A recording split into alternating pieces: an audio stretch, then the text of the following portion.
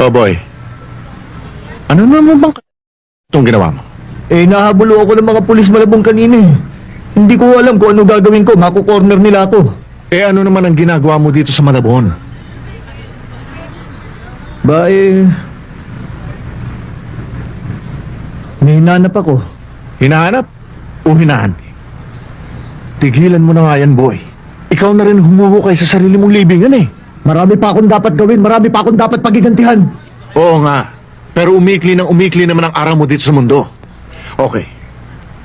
Hindi ba sinabi mo sa akin minsan na may pagkakataon para sa pagsuko? Pues ito na ang pagkakataon mo, boy. Nalilito na ho ako eh.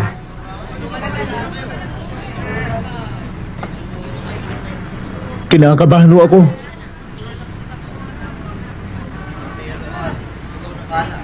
Sinaktan mo ba itong mga to? Naku, hindi ho. Maski tanungin niyo ho sa kanila. Oo nga ho. Wala naman siyang ginawa.